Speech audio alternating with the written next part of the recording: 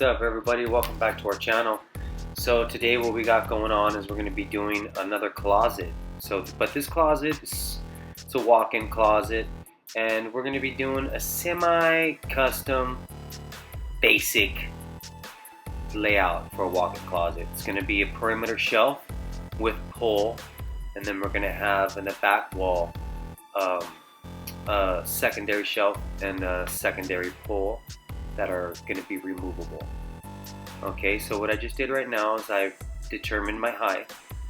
Once you figure out the height that you want, then you go ahead and level that all around the perimeter of your room, which I did. Then I'm going through with my stud finder, which is just a high-powered magnet, and this will work if you have regular drywall with screws or nails. Right? You see how I'm finding it right there? There it is. It's a high-powered magnet with little level on it. Best stud finder there is. So once I have all my layout, basically all my studs laid out and my ledger line laid out, I take my measurements and I'm going to go cut my ledgers. And these are my ledgers. This is a ledger is basically going to be the support that's going to hold my shelf and my brackets for my pole. And so I'm using a level. I'll tack one side and then set the level on the ledger and then hold it up, and then I'm nailing it in to the studs that I marked off with my stud finder. And I always, the ledger that I put, that line that I level off when I mark my studs, I mark the line right on top of the line. So when I nail it with my 1x3, which that's what that ledger is, it's 1x3 material. When I nail it, I can see where my stud layout is. On the, right above the line, you'll see my line. You see how I nail the corner, and then I put my level on it and just walk it over and level it and nail it and make sure it's level all the way through.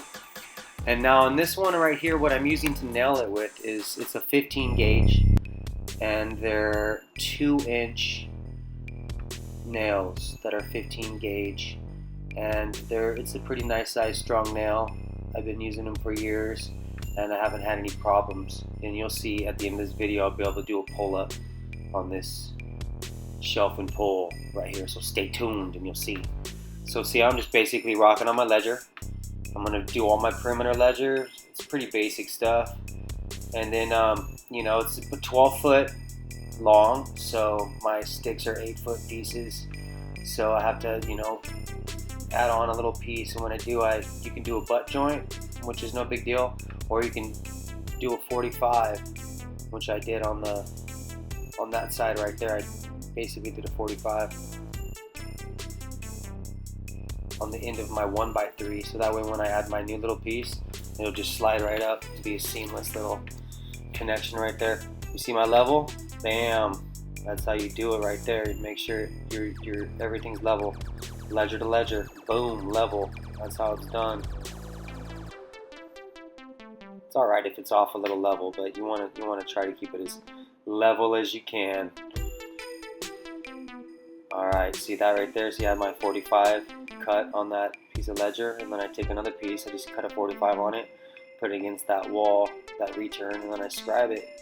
Boom, then I'll cut it with my miter chop saw, and then it's just going to be a nice joint, a nice connection there. And then I got this little piece here, a little in return piece. I'm going to have a door there when this is all done, not on this video, but after this job is finished. This is just going to be highlighting the shelf and pull. So bam, I'm tacking that in, making sure everything's level, and it is. Let's check it out. Boom, there we go. That's how you do it. So then I'll run that little piece right there. We're doing 12-inch. This wood I'm using is all just pine. It's a select pine. You can get them in a bundle at your local mill or lumber yard. So that's my second shelf right there. I just basically add that ledger, and then I'm going to throw a shelf in there, but it's not going to get nailed down, neither is the pull. So now I'm measuring for my shelves, and you see that right there is a little template. Basically had an angle on it, and I found my angle, and then I cut it on my 8-foot piece.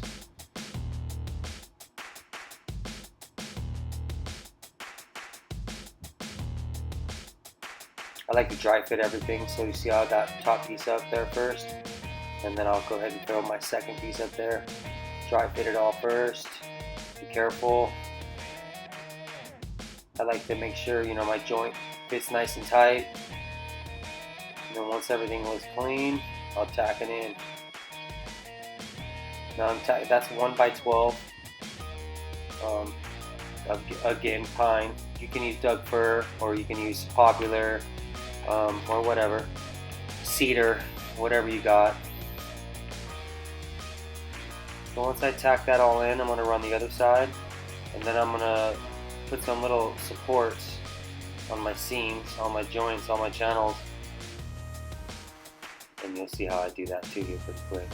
And then I'll put that back piece back there. I'm dry fitting everything before I lock it in. I like to have it nice and tight.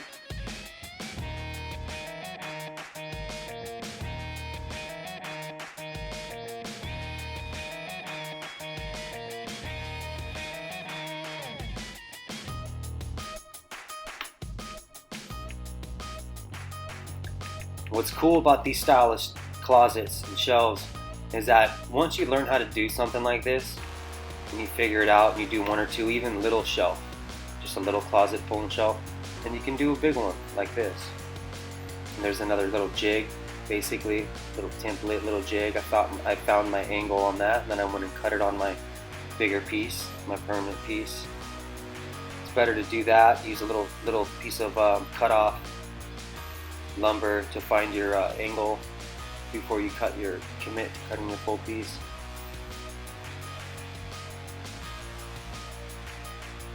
But like I was saying, once you learn how to do this style, you can basically do big closets, you can do small closets, you can customize it, you can put moldings and trim all along the edge, which I do put a scribe molding all along the edge of this just to give it all a nice clean look at the end of the shelf.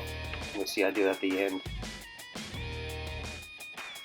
So you see there, 2-inch, 15 gauge nails. Alright, so now I'm bringing them out. These are all my little channels. You see them? I scribed them with like a 45 return. So that way you bring it, it comes out to the edge, and then it has like a little 45 return. So it's a little bit of a smoother reveal.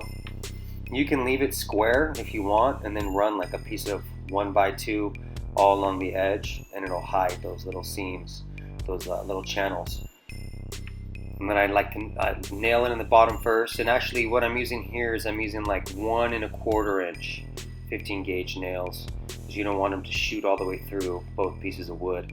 But if you put 3/4 and 3/4, you're at 1 1/2. So I'm using 1 1/4, and then I shoot it in the bottom on both sides of the wood, and then I'll shoot it on the top too, and nail it on the top as well.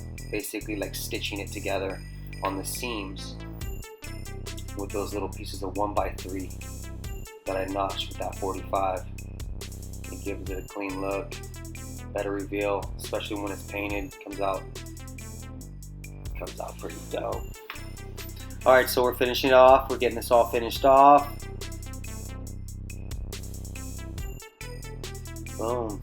Now I'm getting ready for my brackets. Those are going to be basically what my bracket is going to go on there to hold my my pole. Alright, so I bought some prefabricated brackets. Now you can make, and I know how to make custom wood brackets to hold your pole, but I like the metal brackets. You can pull them out, you can remove them, you can add more if you want. You can change your layout. It's a lot easier than making custom wood brackets to hold your pole. You can buy those at your local hardware store. I like to get pre-finished ones that are usually white, so I'm painting the closet white. So then I'll square it on there. I'll set it to the middle with my little support that I made there. And that support actually is on a 2x4. I like to even them off. So let's say I'm like 4 foot on the right side, I'll be 4 foot on the left side. Then 2 foot from the beginning, 2 foot on the left, 2 foot on the right. So that way everything's cut, you know, symmetrical when you walk into the closet. So I'll pilot everything first with the little drill bit so I don't split the wood, and then I'll set my screws. I'm making sure everything stays level and square as you're doing this. The brackets, they're prefabricated brackets. They're not really that square. So if you screw in one screw and then you pull it down, put a little pressure on it, and then add another screw, you can square things off a little better.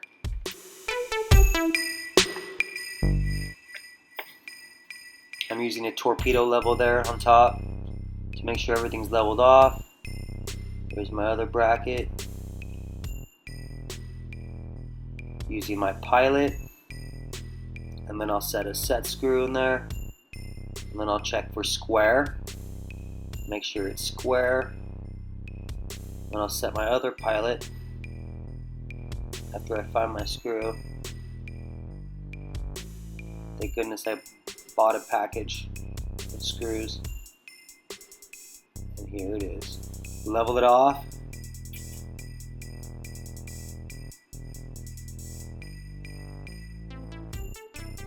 Boom. Yeah, it's repetitive and it's redundant, but once you do one or two of them, you're going to be on it. You'll be good. By the time you set your fourth bracket, you're going to be a professional. And you'll be able to make your own video. Alright. Looking pretty good. So then what I'll do is after I set these brackets, I'll go ahead and bring my poles in. I'll slide them in. I usually like to run them wild, figure out exactly where I'm going to cut them, and see where they're going to land, and then I'll cut them.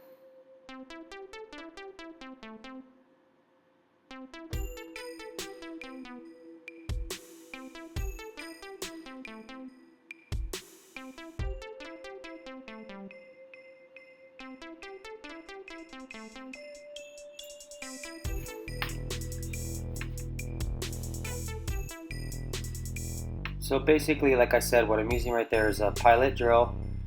I'm using two drills. Both of them are battery operated. One's a impact drill and one's just a regular drill drive.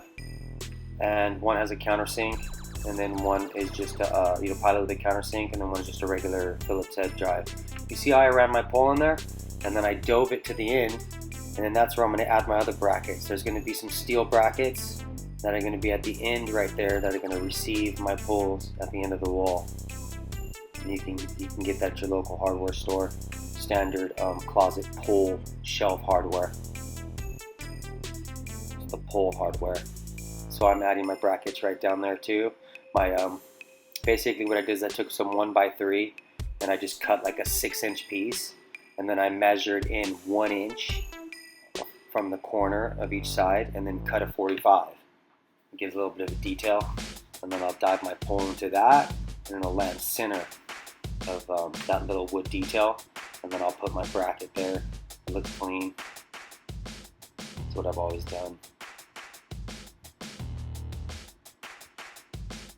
Like I say, this is a real basic shelf and pole system right here, perimeter shelf and pole. You can do really custom stuff here. You can do, stand-up partitions with, soft closing drawers, and you can do, all the lights and all the under cabinet lights and all this special stuff, and that's cool and all. But this client right here, in particular, just wants basically poles and shelves, storage for clothes and boxes. So that's what it is. And then at the back wall right there, they'll have an option to run 2 rows of pole shelves basically, and 2 rows of poles. If they don't want it, they can just take the shelf out, put it down on the ground, or put it somewhere else, and then it's a full stand-up unit. Or they can take the pole out and use it as shelving, whatever. Leave the pole in, just use the shelf, like it's all good. So what I'm doing now is I'm setting my poles. I set them into the bracket, and there's a little set screw that I like to put in there. Some of them won't come with a set screw, and then I'll use some little steel tapping screws, and I'll tap it with some little screws. But I always set the screws to keep the pole from moving and to keep it stationary. Bam, there it is. Pull-ups, holding all my weight. 160 pounds. A contractor right there. And it holds up my weight. It's pretty cool.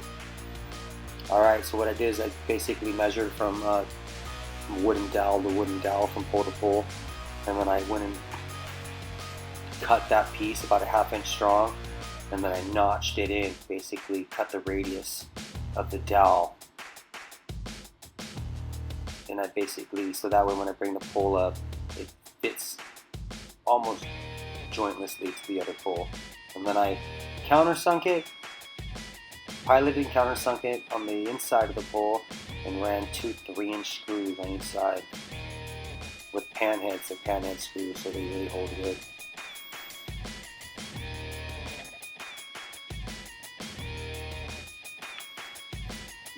Bam, there it is. Set the brackets for my back pole right there, and that one's all removable. You can pop all that out of there if you don't want it. Checking everything for level, everything's good. Now I'm going to start setting that little molding, that little trim. You don't have to do that, you can just leave it like this and be good. But see, that's a scribe molding.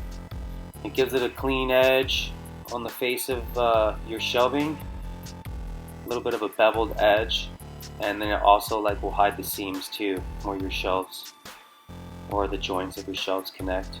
You won't really see them by putting this little scribe molding on there.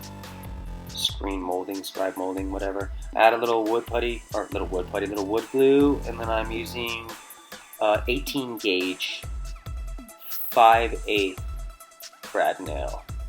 But it's a little 18 gauge nail gun, and they're 5/8. I turn my compressor down a little bit too, because if not, the nail will just shoot right through. So then I'm adding my wood glue, and then I'm going to fill my piece up. Now there's going to be glue dripping and stuff, a little bit of glue here and there, but you just got to have a little damp rag with you. Wipe it down, no big deal. It's all getting painted. So you just don't want to leave access. See how I got that rag right there? After I tack some nails, and it's going to squeeze the glue out. And then I got a rag in my pocket. Boom, just wipe it all off right there. So it leaves it clean. And I'll do the other side. And then you can, if you don't have pieces that are long enough to do the whole shelf, then I say definitely stagger over your joints of where your shelf seams are. Make sure your scribe molding staggers over that joint, so it'll help give it more strength. And then use glue. Bam, there it is. So after we finish this whole thing off, we're going to hit it with some primer. Then we'll hit it with some high gloss enamel paint, so it's easy to clean in the future. And there it is. Bam, video is basically finished off. Hope you enjoyed it, and please remember, subscribe, click on the page and give us a thumbs up, share us with your social media. We'd appreciate that, everybody. And leave a comment if you'd like. And remember, if you got the knowledge, and you got the strength, and you got the power, and you got the know-how, then you can do it. Stay strong, keep your head up high. Gunnar Pro out. Peace.